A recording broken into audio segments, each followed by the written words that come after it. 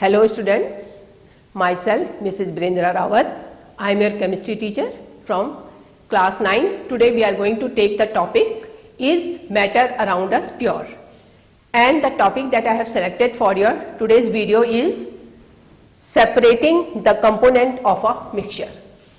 So as you all know that matter is made up of so many substances and it also contains some impure substances. So this is very necessary to separate the impurities from the mixture. So there are so many methods that can be utilized for separation. So one by one we will discuss each and every method. So first of all, now see here, is ink a pure substance or a mixture? Now because different substances are made up of different components, so this is not necessary that the same method can be adopted for each and every method. So we will, suppose we want to separate a mixture, that ink, whether ink is a pure substance or not, we want to know that what are the components that are mixed with ink. So the method that we will adopt is evaporation. Okay. Now evaporation, for this we must know the principle first of all. So the principle for this, that the solvent must be volatile.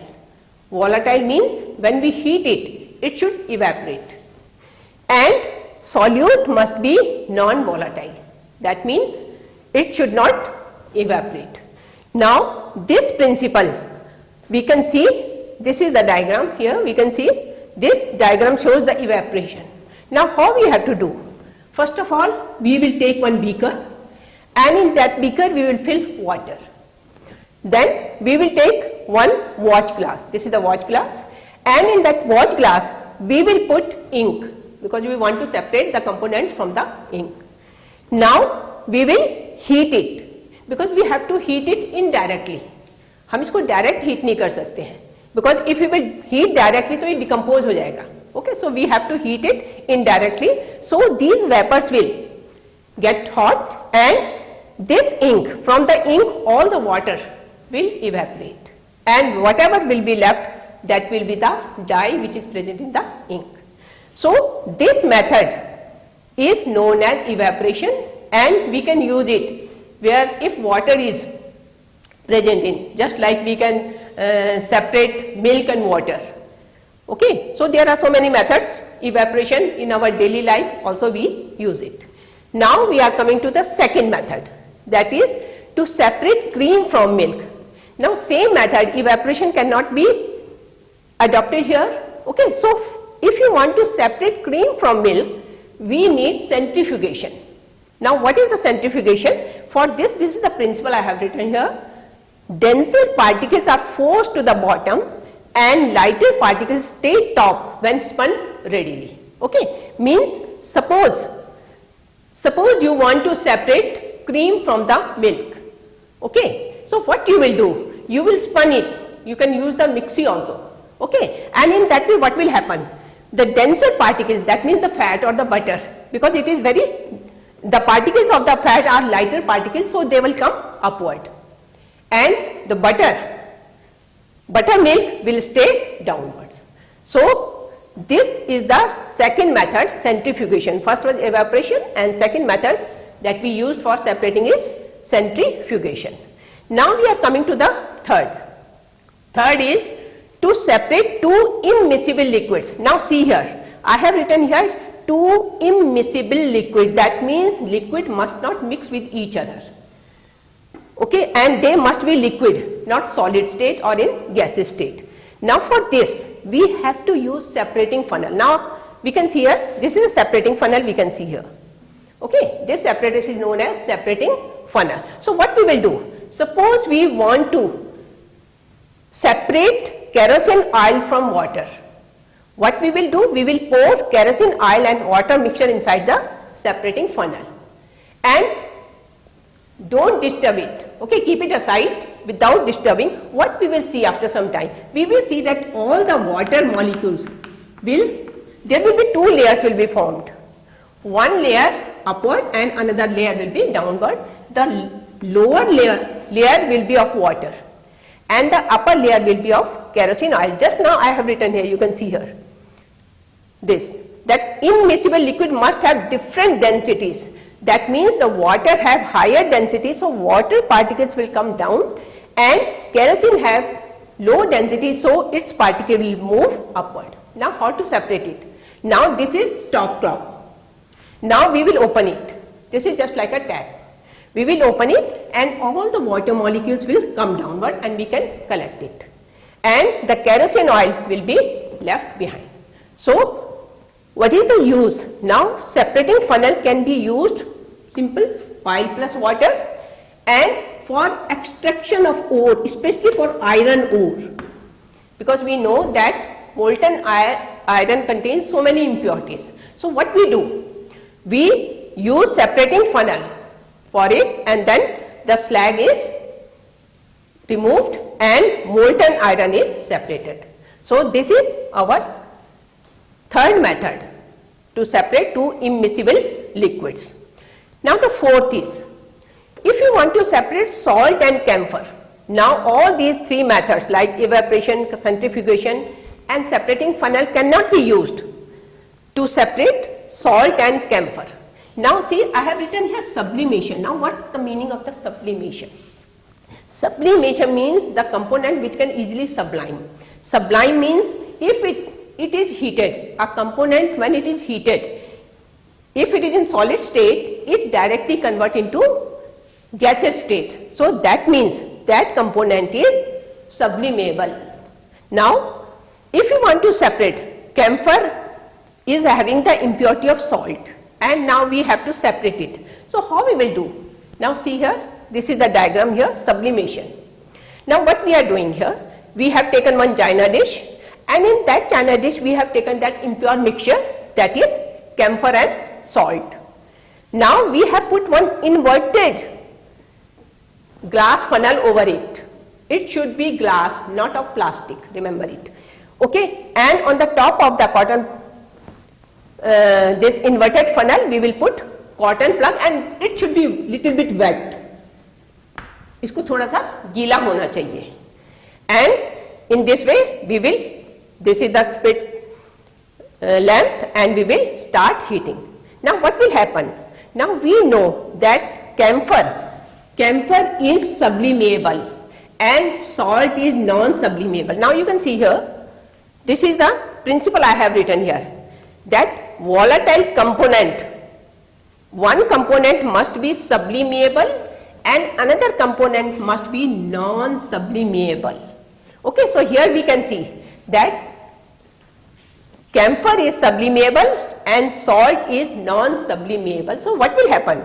As soon as we will start heating it, this solid, because camphor is in the state of solid state, so it will immediately start subliming, and the vapors of camphor vapors will start collecting in the funnel.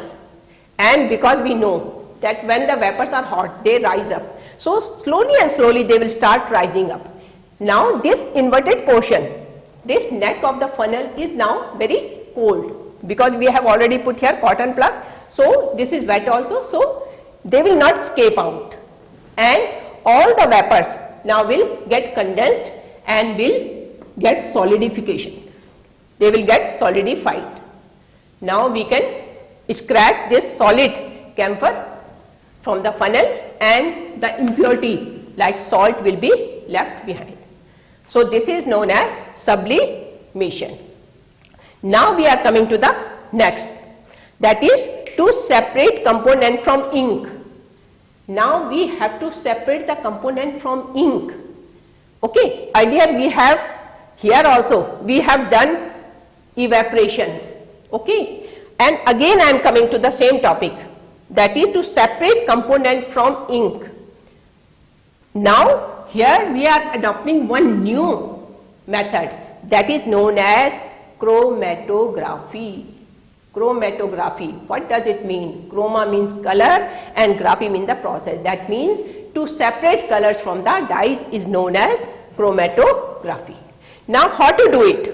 If you want to separate the components from the ink, what we will do? Now see here, This is first of all we will take one strip of paper. It should be long and the width should be less.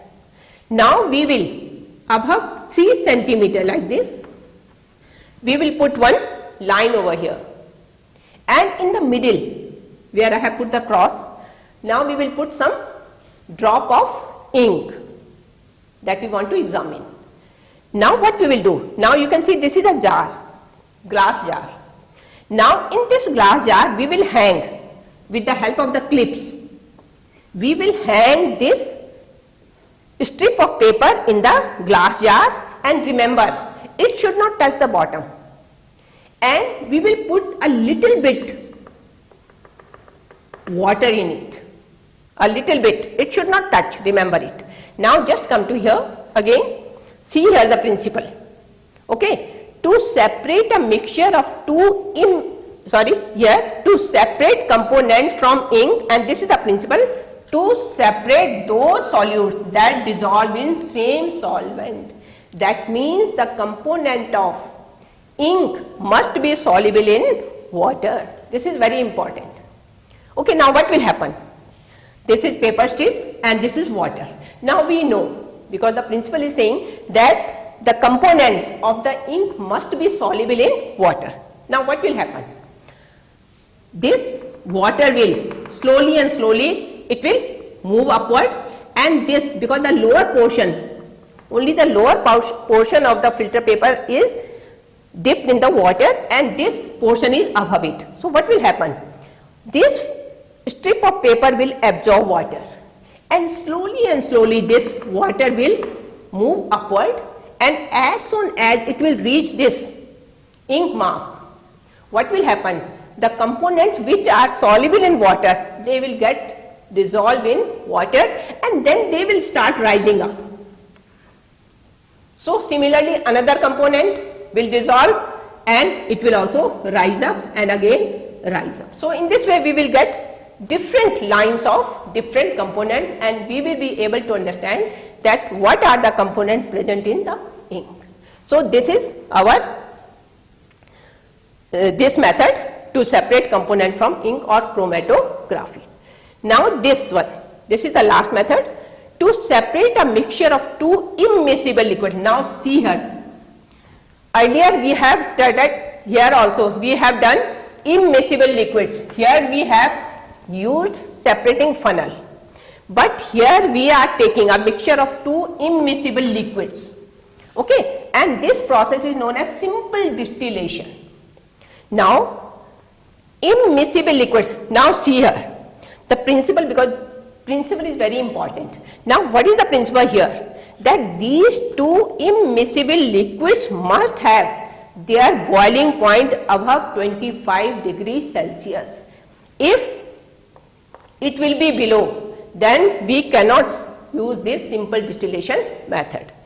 So immiscible liquids may have difference in boiling point, and if the difference in the boiling point is above 25 degrees Celsius, then we will use this simple distillation method, and if it is low, then we will come to, I am coming. Now see here, this is simple distillation. Now what we are doing here, see, this is the one round bottom flask we have taken, okay. We never take flat bottomed, okay. Why? Because in this way the round bottom flask make the heating very easier, and all the heat get uniformly distributed.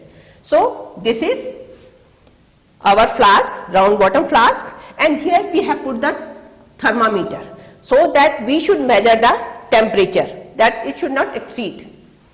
Now this is one condenser we have attached here, this is known as condenser, and in the condenser you can see there are two outings, one outing upward and another is below. This is also known as Liebeck condenser. So from the lower, this cold water moves inside, and after getting hot it comes out from the upper outlet, okay, and this is the opening. Now what we do?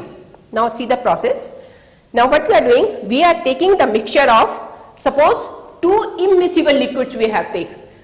Now we know that acetone and water both are immiscible. Okay, so we will take the mixture of water and acetone in a round bottom flask, and all the arrangement we will do like this. Now we will start heating. Now because the boiling point of water, we know it is 100 degrees Celsius, and acetone have lower melting point, boiling point, sorry. So what will happen?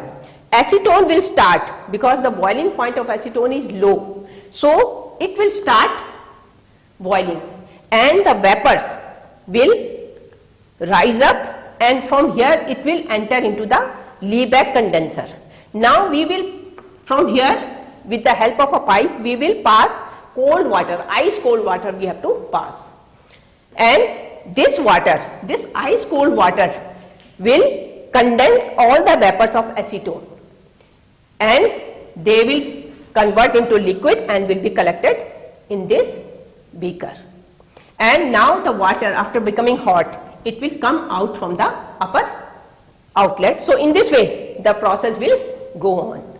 So if only acetone and water is present, so acetone will be separated in the beaker and water will be left in the flask. Now see here, one more process is if boiling point. See here, if the immiscible liquids have difference in boiling point below 25 degrees Celsius. Now what we will do? This simple distillation is only if the boiling point difference is above 25 degree Celsius. अब क्या करेंगे? अगर हमारा boiling point जो है वो 25 degree Celsius से नीचे हो रहा है, then what we will do? Now we will here in the conical, in this round bottom flask, here I have made one fractionating column. This is known as fractionating column. इसमें हमको एक apparatus और जोड़ना है. यहाँ पर what we will do? We will put this fractionating column over here. Rest is same. We don't have to do any other change. Only we have to add this fractionating column at the mouth of this conical flask. Okay. And what will happen? This round bottom flask. Now what will happen? Now if boiling point is below 25 degrees Celsius, so what will happen? What is the use of this fractionating column? इसका use मैं आपको बताती हूँ कि इसका use क्या है कि this fractionating column have a glass beads. This is glass bead. These are glass beads. So what will happen if we are putting it here at the mouth? So what will happen? As soon as the water, as soon as the components started boiling, they will move up and will enter in the fractionating column. And because they will get enough space here, because there are beads, so the surface area is going to increase. And what will happen? Now the vapors are getting enough space here, and they will get lot of time to get condensed, and again they will move from here and then it can be separated. So these are all the topics of separating the component of mixture. Just a quick revision, we can do it. First method is evaporation, second method is centrifugation, then is separating funnel, then is sublimation, then is chromatography, simple distillation and fractional distillation. Thank you.